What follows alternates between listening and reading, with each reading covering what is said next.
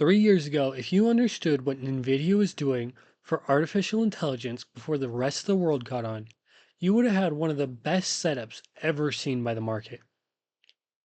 Now, I'm here to tell you about the next big opportunity: nuclear fusion. It's setting up in almost the exact same way.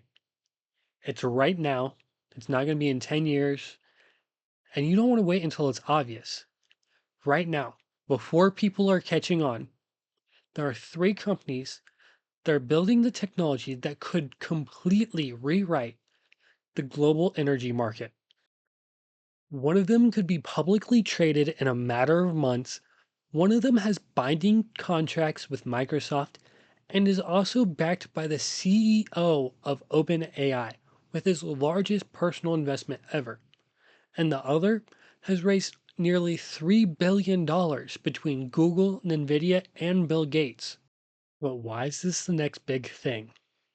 Well, it's the solution to a problem that no one covering AI is talking about. Microsoft, Google, Amazon, Meta. All big companies, all big spenders. 200 billion combined on capital expenditures, up 62% from the year before in 2023. But what were they spending all their money on? Well, most of them were trying to get ahead on building data centers for this AI war we're seeing between these companies. And recently, none of them have been able to compete with OpenAI or Anthropic. So, what to do with these data centers now? Well, these companies aren't just going to give up on them because, unlike Anthropic and OpenAI, they have platforms that they can build these things into. And so they're still going to commit fully to these data centers. And they have. The only thing is, what about their commitments to be net zero on carbon? What's going to happen to those, especially as these data centers ramp up? I mean, when it's expected that these data centers are going to more than double their electricity use in just 5 years, keep in mind, most of these companies have their commitments set for 2030 or slightly after. They're right around that time frame. So, how are they going to find a way to be net neutral? Especially when you consider just how much energy they're expected to use. They're expected to contribute as much electrical demand on our grid as the entire country of Japan does in a year. Every home, every office, every train, everything. So, where are we going to find a way to make these things not be a toxic environment disruptor? Well, you can't rely on solar or wind turbines. They're too insufficient. The sun's not always out, the wind's not always blowing. Nuclear is a possibility, but then you have years of decay that can also affect the environment. Gas, well, clearly breaks what they're trying to avoid. But fusion can be the solution to it all. Well, let's take a look at their two options in more detail: fusion and fission. Traditional nuclear splits atoms apart. We tend to call this fission. You can think of some of the biggest accidents known: Chernobyl, where we just have nuclear waste sitting and decaying for thousands of years. Well, it can be very positive. We have some in the States that work really well. Palo Verde out of Arizona, but we tend not to be able to build them fast. They take 10, 20 years just to get the infrastructure around them. And with the timeline we're looking at, there's just no way to continue to develop nuclear infrastructure to help keep these companies on track for their goals. Fusion is quite the opposite. We push atoms together, and when they combine, they release enormous amounts of energy, more than we've ever seen come from fission. It's also the same way our sun works. Now, if we're able to, and it works at a commercial stage, there's no carbon emissions, no radioactive waste. Fuel comes from water and lithium, some of the most abundant things on Earth. The power runs constantly. It's the perfect source of energy for something that's so demanding, like data centers. However, there's a few challenges along the way.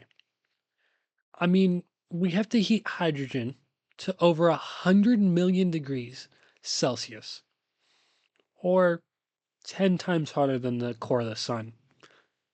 And then we have to hold it with a magnetic field, sort of like an invisible cage, while we harness this energy. It hasn't been the simplest thing for us to do. I mean, it's only taken 70 years to develop this technology. The only nice thing about something that takes us that long to develop is the fact that we tend to be really good about getting the snowball rolling down the hill once we do have the technology. And we proved it once again. I mean, it was only December of 2022 when the US National Ignition Facility proved that we can get more energy out than we put in when it comes to fusion. And by 2025, we got it to the point where we weren't just getting some energy back, we were getting 4 times as much energy back. And that leads us to the biggest question of all: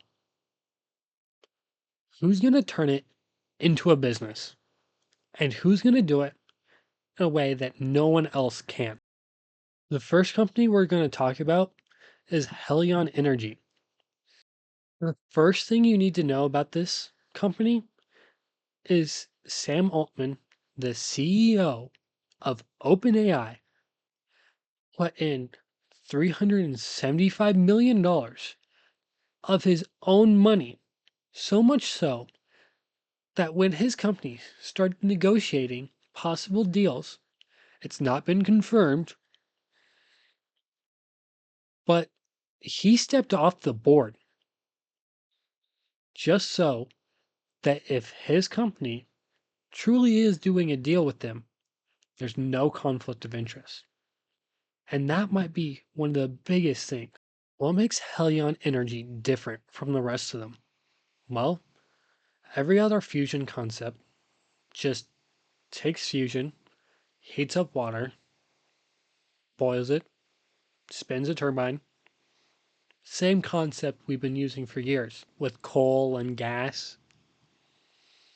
Even nuclear plants use the same model. And Helion looked at it and said, why are we still doing it that way?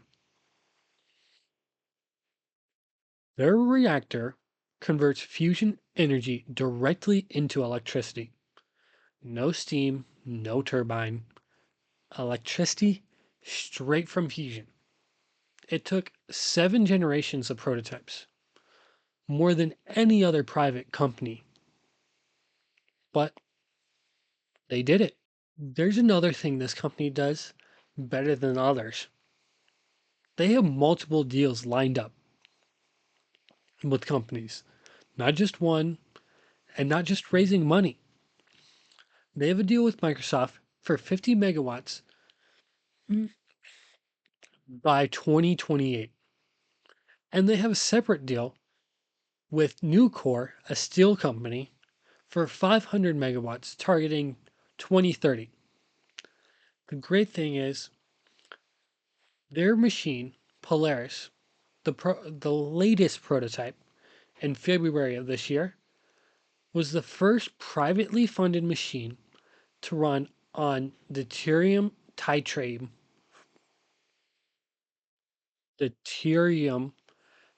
tr- tritium, free, deuterium tritium, deuterium tritium fuel. The commercial plant built around Microsoft Orion started taking place in Washington last July. But they don't compare this next company when it comes to raising money for what they're trying to do.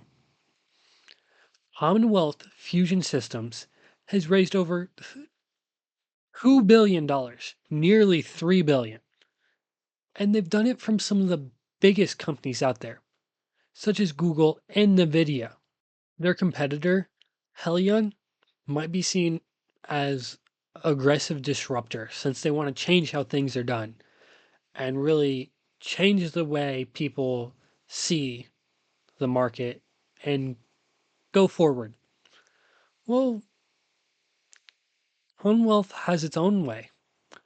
They are the scientific institution that methodically built out what may be the strongest position of any of these companies. I mean, they started out of MIT in 2018 and have raised one third of all private fusion capital. One third of the money is directly behind Commonwealth Fusion Systems. And the great thing about that is they like to disrupt things too. There's this normal donut shaped magnet that tends to be built for fusion. They saw that, they said, let's not do that. Let's build something that no one else besides us can do.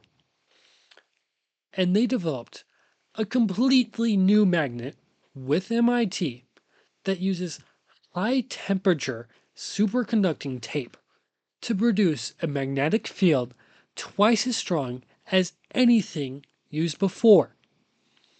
They proved it works in September of 2021, and physicists called it out as one of the biggest engineering feats seen from fusion.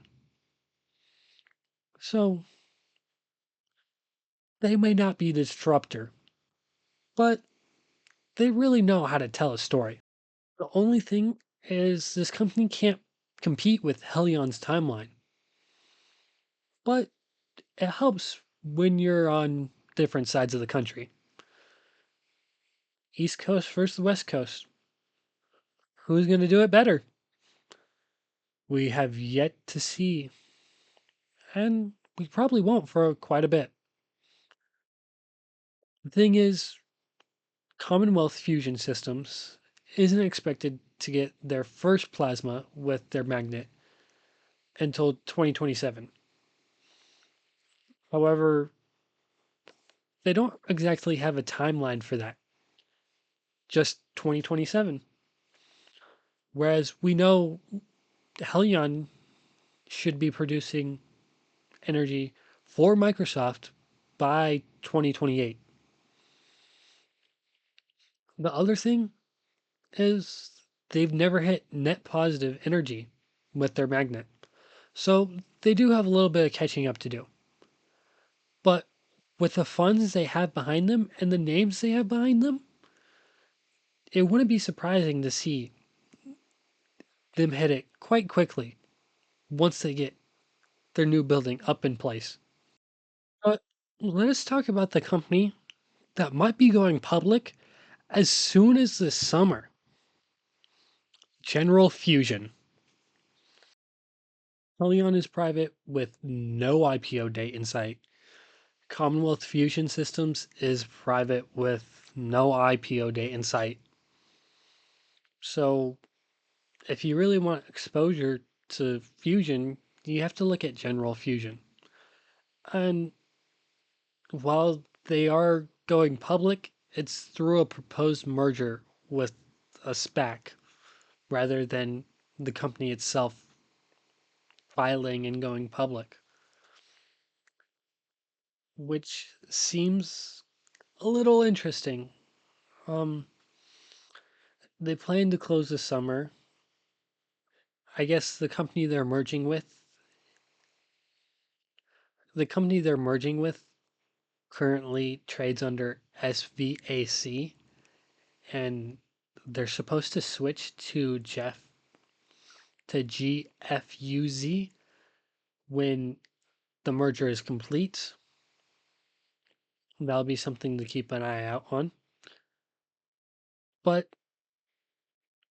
the interesting thing will be how the price of the stock fluctuates. Because unlike the other two, General Fusion hasn't proven anything. In fact, their last year financials looked like a disaster. They had layoffs and they had to do emergency fundraising.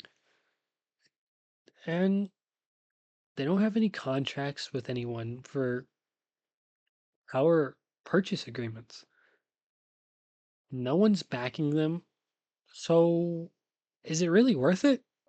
It might be something to keep in mind because even though you can't get direct exposure unless you want to look at General Fusion when they go public, you can have access to indirect exposure already from companies that we brought up, like Microsoft, like Google, Nvidia. They're all real companies invested into Fusion. And so, even though they themselves are not working on it, they are relying on it just as much as General Fusion is relying on building up something successful. So, why is this being compared to Nvidia? Well, in 2019, Nvidia was a gaming chip company and only trading at roughly 45 a share. The AI thesis had not been proven yet, and so there wasn't a lot of revenue coming from that side that we now know is there. Well, the other thing, people didn't buy in right away because, well, they didn't see much to buy into. They either believed the AI thesis or they didn't. And so Nvidia was in this weird spot where the people who bought in got rewarded very so much, got rewarded highly, more than we've seen from a lot of companies. But that time was different because, well, Nvidia was already a company and already shown to be decent at the very least. But now we're talking about something that's sort of unknown. And so it's been proven and the concept's there. But is it really something to invest in? Well, why not look at it now? Now's the perfect time to start keeping track. You can keep track, see how General Fusion does, see how well Helion and Common Fusion Wealth or Common Fusion Systems do. If they perform well, then, well, do you want to buy in late again? Or do you want to be ahead of the curve? If you keep tracking it now and see the net positive, and then you hear about the IPO for any of them, besides General Fusion, you're not looking at something small anymore. You're looking at okay, I know this company is worth a lot. I know it's going to do very well because it's going to possibly ruin the rest of the market.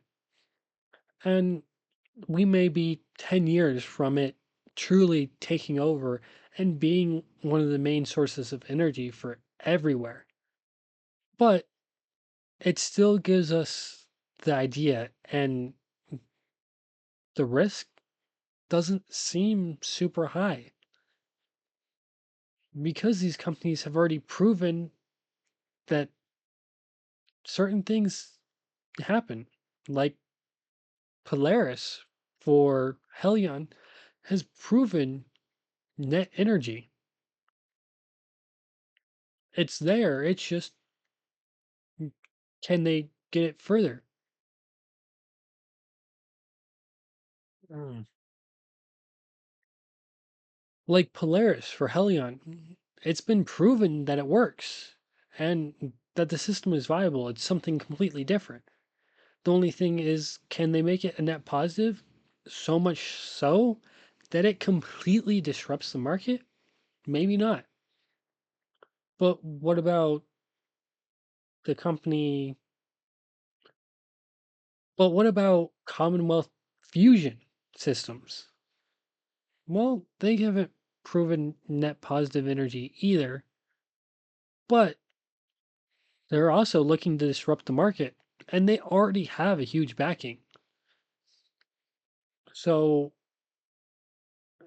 are they really not going to go out and prove it with names like Microsoft, Google, and Nvidia behind them? I think it'll be hard, but it's something to keep track of. And now's the time to start looking because you don't want to be beating yourself up saying, I looked at this, I should have known. Or, man, I wish I would have. When you can do the research now and start keeping track now and prove to yourself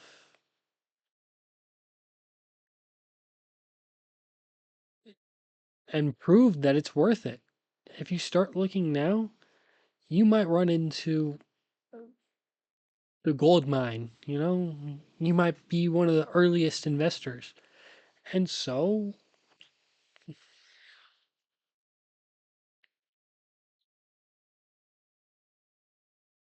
it's important to get started looking early.